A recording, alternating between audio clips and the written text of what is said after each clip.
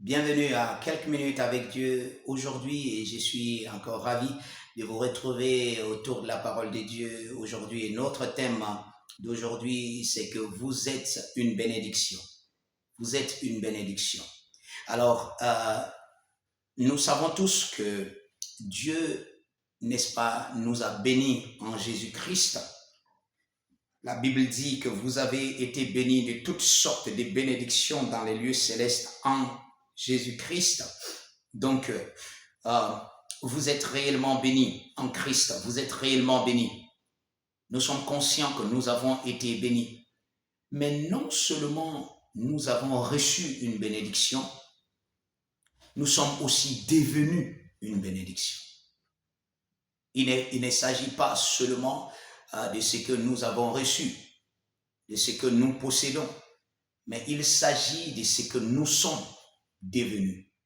En Christ, nous sommes. Regardez, je vous lis rapidement dans le livre de Actes, le chapitre 3, verset 25.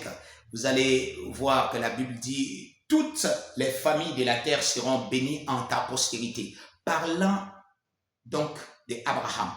Toutes les familles de la terre seront bénies en ta postérité. Et vous savez, vous êtes la postérité, n'est-ce pas, d'Abraham. Je vous lis ce passage dans le livre de Galates, le chapitre 3 et le verset 29. Et si vous êtes à Christ, vous êtes donc la postérité d'Abraham, héritier selon la promesse. Si vous êtes à Christ, vous êtes la postérité d'Abraham. Parce que il a parlé de la postérité. Il a parlé de sa postérité, de la postérité d'Abraham. Il dit toutes les familles de la terre seront bénies en ta postérité. Et cette postérité est Christ. La Bible nous a expliqué que c'est Christ. Maintenant, la Bible dit tous ceux qui sont en Christ sont aussi devenus la même postérité. Vous êtes devenus la postérité d'Abraham et héritier selon la promesse. Et là, la Bible dit que toutes les familles de la terre seront bénies en ta postérité.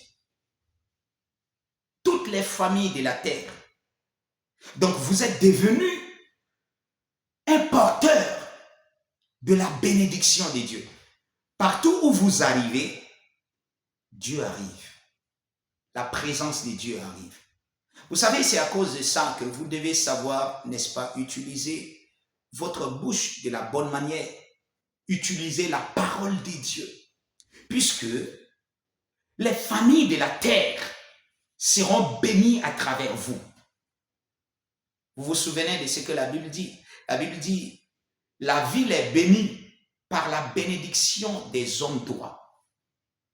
La ville est bénie quand les hommes droits proclament des bénédictions.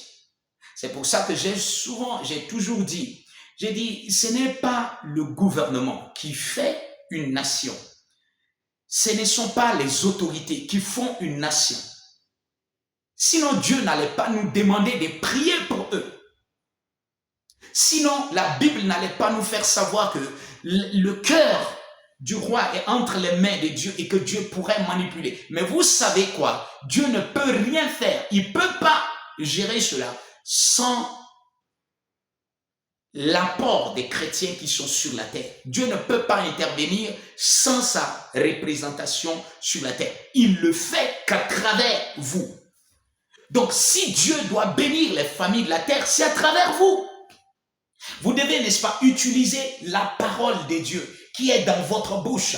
Déclarer les bénédictions de Dieu sur votre nation, sur votre ville, sur votre famille. C'est vous qui le faites. C'est vous qui amenez la volonté de Dieu à s'accomplir. Nous le savons déjà. Dieu veut que tous les hommes soient sauvés et qu'ils parviennent à la connaissance de la vérité. Dieu veut, il a déclaré que toutes les familles de la terre seront bénies en ta postérité.